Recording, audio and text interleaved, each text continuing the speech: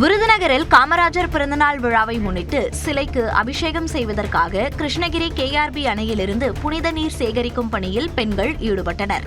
பல்வேறு அணைகளிலிருந்து சேகரிக்கப்பட்ட புனித நீரை கொண்டு காமராஜரின் திருவுருவ சிலைக்கு அபிஷேகம் நடைபெறவுள்ளது. இதையொட்டி கிருஷ்ணகிரி KRB அணையிலிருந்து முக்கிய நிர்வாகிகள் முன்னிலையில் புனித நீர் சேகரிக்கப்பட்டது. பெரம்பலூர் மாவட்டம் ஆலத்தூர் ஊராட்சி ஒன்றியத்திற்குட்பட்ட பகுதிகளில் நடைபெற்று வரும் வளர்ச்சித் திட்டப் பணிகளை ஊரக வளர்ச்சி மற்றும் நீர்வளத்துறை அமைச்சர் ஆனந்த் பார்வையிட்டு ஆய்வு செய்தார். அப்போது நாரணமங்கலம் ஊராட்சியில் மகாத்மா காந்தி தேசிய ஊரக வேலை உறுதி திட்டத்தின் கீழ் அமைக்கப்பட்டுள்ள புதிய மரக்கன்றுகளின் வளர்ச்சி மற்றும் பராமரிப்பு பணிகள் குறித்து சம்பந்தப்பட்ட அலுவலர்களிடம் கேட்டறிந்தார். இதையடுத்து மருதையாற்றின் குறுக்கே சாத்தனூர் கவுகாநத்தம் சாலையில் கட்டப்பட்டு வரும் புதிய உயர்மட்ட பாலத்திற்கான பணிகளை பார்வையிட்டார். சென்னை பெருநகர காவல்துறை மற்றும் தனியார் பொறியியல் கல்லூரி இணைந்து நடத்திய போதைப்பொருள் விழிப்புணர்வு நிகழ்ச்சி ராமாபுரத்தில் உள்ள கல்லூரி வளாகத்தில் நடைபெற்றது.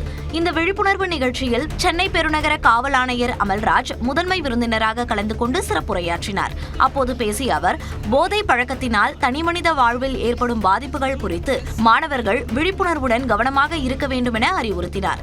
இதில் காவல்துறை அதிகாரிகள் மற்றும் 800க்கும் மேற்பட்ட கல்லூரி மாணவர்கள் கலந்து கொண்டனர். காரைக்குடியில் திடீரென பெய்த மழையால் சாலைகளில் மழைநீர் பெருக்கெடுத்து ஓடியது. சிவகங்கை மாவட்டம் காரைக்குடியில் திடீரென பெய்த மழையால் சாலைகளில் மழைநீர் பெருக்கெடுத்து ஓடியது. கடந்த ஒரு வாரமாக வெயிலின் தாக்கம் அதிகமாக இருந்த நிலையில் திடீர் மழையால் குளிர்ந்த காற்று வீசி மக்கள் மகிழ்ச்சி அடைந்துள்ளனர். காரைக்குடி நகர் பகுதிகள், அமராவதி புதூர், தேவக்கோட்டை உள்ளிட்ட பல்வேறு பகுதிகளில் மழை பெய்தது. இதனால் சாலைகளில் இருபுறமும் மழைநீர் பெருக்கெடுத்து ஓடியது.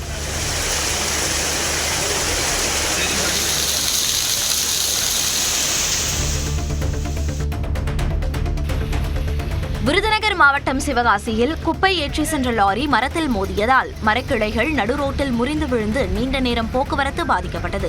சிவகாசியிலிருந்து விருதுநகர் நோக்கி குப்பை ஏற்றி சென்ற லாரி பழனியாண்டவர்புரம் பகுதியில் சென்றபோது சாலையோரம் இருந்த மரத்தின் மரக்கிளையில் மோதியது. இதில் அந்த மரத்தின் கிளைகள் முறிந்து சாலையின் நடுவே விழுந்தன.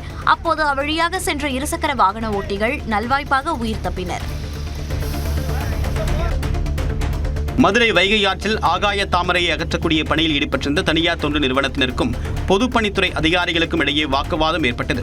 இந்த ஆண்டுக்கான அனுமதி கடிதம் பெறாமல் பணியை தொடர அனுமதிக்க முடியாது என்று அதிகாரிகள் தெரிவித்த நிலையில் தொண்டு நிறுவனத்தினர் மற்றும் அவர்களுடன் வந்த பவுன்சர்கள் அதிகாரிகளிடம் வாக்குவாதத்தில் ஈடுபட்டதாக கூறப்படுகிறது. நீண்ட நேர பேச்சுவார்த்தைக்கு பிறகு JCB இயந்திரம் அங்கிருந்து அகற்றப்பட்ட நிலையில் முறையான அனுமதி பெற்றால் பணிகளை மேற்கொள்ளலாம் என்று பொதுப்பணித்துறை அதிகாரிகள் தெரிவித்துள்ளனர்.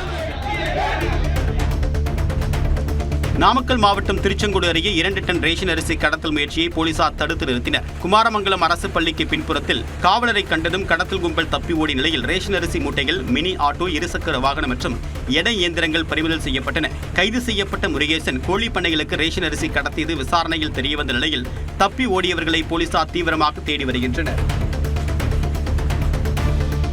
திருப்பூர் ஒச்சாம்பாளையம் பகுதியில் பல ஆண்டுகளாக பயன்படுத்தி வந்த பாதை தொடர்பான பிரச்சனையில் விவசாயிகள் மீது வன்கொடுமை தடுப்பு சட்டத்தின் கீழ் வழக்கு பதிவு செய்யப்பட்டதை கண்டித்து விவசாயிகள் ஆர்ப்பாட்டத்தில் ஈடுபட்டனர். நீதிமன்றத்தில் வழக்கு நடைபெற்று வரக்கூடிய நிலையில் ஒரு தரப்புக்கு ஆதரவாக உள்நோக்கத்துடன் வழக்கு பதிவு செய்யப்பட்டிருப்பதாக போராட்டக்காரர்கள் குற்றம் சாட்டினர். இந்த ஆர்ப்பாட்டத்தில் விவசாயிகளுடன் பொதுமக்களும் கலந்து கொண்டு ஆதரவு தெரிவித்தனர். செங்கல்பட்டு அரசு மருத்துவக் கல்லூரி மருத்துவமனையில் புறநோயாளிகளுக்கு ஆதார், கைபேசி எண் மற்றும் கைரேகை பதிவு அடிப்படையிலான சிகிச்சை பதிவு முறை அறிமுகப்படுத்தப்பட்டுள்ளது. இந்த முறையின் மூலமாக தமிழ்நாட்டின் எந்த அரசு மருத்துவமனைகளிலும் நோயாளிகள் சிகிச்சை பெறுவதுடன் சிகிச்சை விவரங்களை குறுஞ்செய்தி மற்றும் வாட்ஸ்அப் மூலமாக பெறக்கூடிய வசதி ஏற்படுத்தப்பட்டுள்ளது. புதிய நடைமுறை குறித்து பொதுமக்களுக்கு விழிப்புணர்வை ஏற்படுத்தி கூடுதல் பதிவு கவுண்டர்களை திறக்க வேண்டும் என்று புறநோயாளிகள் கோரிக்கை விடுத்துள்ளனர். பழனி முருகன் கோயிலில் பஞ்சாமிர்தம் விற்பனை இதுவரை இல்லாத அளவுக்கு ஓராண்டில் 60 கோடி ரூபாயை தாண்டி சாதனை படைத்துள்ளது. கடந்த ஆண்டு ஜூலை முதல் இந்த ஆண்டு ஜூன் வரையிலான காலகட்டத்தில் மட்டும் 63 கோடியே 16 லட்சம் ரூபாய்க்கு பஞ்சாமிர்தம் விற்பனையாகியுள்ளது. இதன் மூலம் கோயில் வரலாற்றிலேயே முதன்முறையாக ஆண்டு விற்பனை 60 கோடி ரூபாயை தாண்டியுள்ளது. 2021, 2022 ஆண்டில் 29 கோடி ரூபாயாக இருந்த விற்பனை தற்போது இரட்டிப்புக்கும் மேலாக உயர்ந்து புதிய உச்சத்தை எட்டியுள்ளது. புதுக்கோட்டை மாவட்டத்திற்கு முதன்மை நீதிபதியை உடனடியாக நியமிக்க வலியுறுத்தி மாவட்ட வழக்கறிஞர்கள் 2வது நாளாக நீதிமன்ற புறக்கணிப்பு போராட்டத்தில் ஈடுபட்டனர். 15 நாட்களுக்கு மேலாக முதன்மை நீதிபதி நியமிக்கப்படாததால் நீதிமன்ற பணிகள் பாதிக்கப்படுவதாக வழக்கறிஞர்கள் தெரிவித்தனர். ஜூலை 10ஆம் தேதி வரை புறக்கணிப்பு தொடரும் என்றும் அதற்கு பிறகும் நீதிபதி நியமிக்கப்படாவிட்டால் அடுத்த கட்ட போராட்டம் நடத்தப்படும் என்றும் வழக்கறிஞர்கள் தெரிவித்துள்ளனர். மதுரையில் அனுமதியின்றி உணவகம் இயங்கியது தொடர்பாக வருவாய் உதவியாளர் பணியிடை நீக்கம் செய்யப்பட்டுள்ளார். பெரியார் பேருந்து நிலையம் அருகே உள்ள கட்டடத்தில் மாநகராட்சி அனுமதியின்றி அப்பன் கார்னர் என்ற உணவகம் செயல்பட்டுள்ளது. இதுகுறித்து ஆட்சியர், ஆணையர் ஆகியோர் ஆய்வு செய்தனர். அதன் பிறகு உணவகம் செயல்பட்டது தொடர்பாக மாநகராட்சி அலுவலகத்திற்கு தகவல் அளிக்காததால் வருவாய் உதவியாளர் பாபு பணியிடை நீக்கம் செய்யப்பட்டார். மேலும் 5 அலுவலர்களுக்கு விளக்கம் கேட்டு நோட்டீஸ் அனுப்பப்பட்டுள்ளது. திருவாரூர் அரசு மருத்துவக் கல்லூரி மருத்துவமனையில் சிகிச்சை பெற்று வரக்கூடிய தொழிலாளி ஒருவரை தாவேகா நிர்வாகிகள் நேரில் சந்தித்து நலம் விசாரித்தனர். இதனை வீடியோவாக பதிவு செய்து சினிமா பாடலுடன் சமூக வலைதளத்தில் ரீல்ஸாக வெளியிட்டது சர்ச்சையை ஏற்படுத்தியுள்ளது. கோவை மாவட்டம் பொள்ளாச்சி மற்றும் வால்பாறை சுற்றுவட்டார பகுதிகளில் பரவலாக கனமழை பெய்ததால் ஆறுகளில் தண்ணீர் வரத்து அதிகரித்துள்ளது. காலை முதல் தொடர்ந்து பெய்த கனமழையால் கடும் குளிர் நிலவியதுடன் பொதுமக்களின் இயல்பு வாழ்க்கை பாதிக்கப்பட்டது. மேலும் கூழாங்கல் உள்ளிட்ட ஆறுகளில் தண்ணீர் வரத்து அதிகரித்துள்ளதால் கரையோரத்திற்கு மக்கள் செல்ல வேண்டாம், கால்நடைகளை மேய்ச்சலுக்கு அழைத்து செல்ல வேண்டாம், துணிகளை துவைக்க ஆற்றில் இறங்க வேண்டாம் என அறிவுறுத்தப்பட்டுள்ளது. கொமக்கம்பேடு பகுதியில் திருநென்ற ஊரிலிருந்து தாமரைப்பாக்கம் நோக்கி சென்ற அரசு பேருந்து டயர் பஞ்சரானதால் கட்டுப்பாட்டை இழந்து சாலை தடுப்பின் மீது மோதி விபத்துக்குள்ளானது. இந்த விபத்தில் ஓட்டுநர் மற்றும் சில பயணிகளுக்கு லேசான காயம் ஏற்பட்ட நிலையில் மற்ற பயணிகள் பத்திரமாக மீட்கப்பட்டனர்.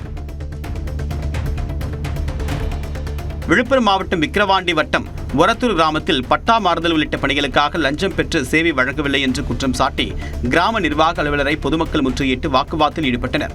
முதலில் மறுத்த கிராம நிர்வாக அலுவலர் பிறகு பணம் பெற்றதை ஒப்புக்கொண்டதாக கூறப்படுகிறது. லஞ்சம் வாங்குறது குற்றமா இல்லையா? வாங்குனீங்களா இல்லையா? உண்மையா இல்லையா? லஞ்சம் வாங்குனீங்க? எவ்வளவு வாங்குனீங்க? 5000 லஞ்சம் வாங்குறீங்க.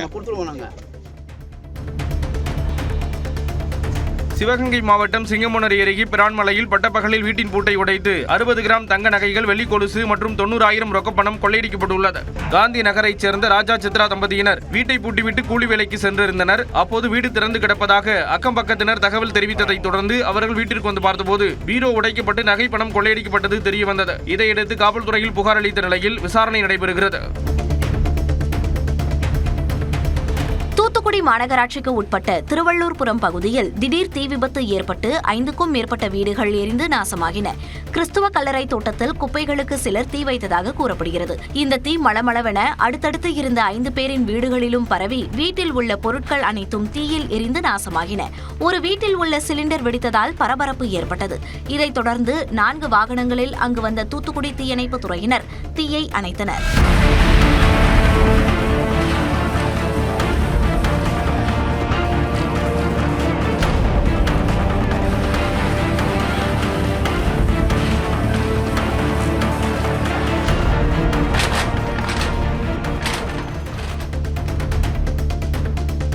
நீலகிரி மாவட்டம் முதுமலையிலிருந்து கர்நாடக மாநிலம் செல்லக்கூடிய பந்திப்பூர் சாலையில் சரக்கு வாகனங்களை நாள்தோறும் வழிமறிக்கும் காட்டு யானையால் வாகன ஓட்டிகள் அச்சமடைந்துள்ளனர். சரக்கு வாகனங்கள் இரவு நேரத்தில் செல்லும் போது சாலையில் வந்த யானை 2 லாரிகளை அடுத்தடுத்து வழிமறித்து உணவுப் பொருட்களை எடுக்க முயற்சித்தது. ஆனால் லாரி ஓட்டுநர்கள் வேகமாக யானையிடமிருந்து தப்பித்துச் சென்றனர். சேலம் கோட்டை மாரியம்மன் கோயிலில் காணிக்கையாக 13 லட்சம் ரூபாய் கிடைத்துள்ளது. 3 மாதங்களுக்கு ஒருமுறை திறக்கப்படும் 10 உண்டியல்கள் இந்து சமய அறநிலையத்துறை அதிகாரிகள் முன்னிலையில் திறக்கப்பட்டன. கோயில் வளாகத்தில் காணிக்கை எண்ணப்பட்டதில் ரொக்கமாக 13,62,000 ரூபாய் ரொக்கமும் 51 கிராம் தங்கம், 203 கிராம் வெள்ளி பொருட்கள் கிடைத்தன. மேலும் 11 வெளிநாட்டு பணங்களையும் பக்தர்கள் காணிக்கையாக செலுத்தியுள்ளனர். நாகை மாவட்டம் வேதாரண்யம் அருகே வாய்க்காலுக்குள் சிற்றுந்து கவிழ்ந்த விபத்தில் 15 பேர் காயமடைந்தனர். வேதாரண்யத்திலிருந்து புறப்பட்ட தனியார் சிற்றுந்து பன்னாள் நடுக்காடு பகுதியில் சென்று கொண்டிருந்தபோது ஓட்டுநரின் கட்டுப்பாட்டை இழந்து அருகில் இருந்த வாய்க்காலுக்குள் கவிழ்ந்தது. இதில் ஓட்டுநர், நடத்துனர் உட்பட மொத்தம் 15 பேர் காயமடைந்தனர். கொடைக்கானல் மற்றும் அதன் சுற்றுவட்டார பகுதிகளில் இடைவெளி விட்டு சுமார் 2 மணி நேரத்திற்கும் மேலாக மிதமான மழை பெய்தது. கொடைக்கானல் மலைப்பகுதியில் காற்றுடன் கூடிய மிதமான மழையும் ஒரு சில பகுதிகளில் சாரல் மழையாகவும் பெய்தது. குறிப்பாக கலையரங்கம், அப்சர்வேட்டரி, நாயுடுபுரம், மூஞ்சிக்கல், ஆனந்தகிரி, செண்பகனூர் உள்ளிட்ட நகரின் பல்வேறு இடங்களில் மிதமான மழை மற்றும் சாரல் மழை பெய்ததால் குளுமையான சூழல் நிலவியது.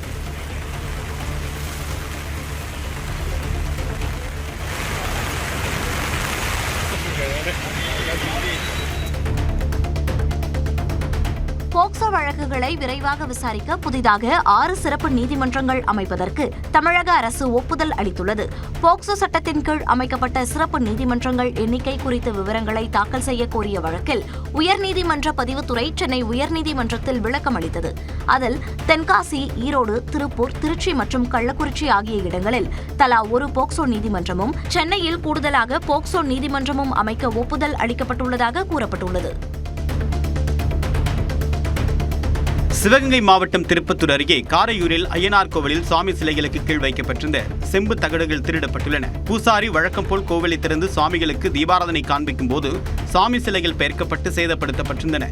இதையடுத்து காவல்துறைக்கு தகவல் அளிக்கப்பட்ட நிலையில் அவர்கள் வந்து மேற்கொள்ளப்பட்ட ஆய்வில் 8 தாமிர எந்திர தகடுகள் திருடப்பட்டிருப்பது தெரியவந்தது. இந்த சம்பவம் தொடர்பான விசாரணை மேற்கொள்ளப்பட்டு வருகிறது.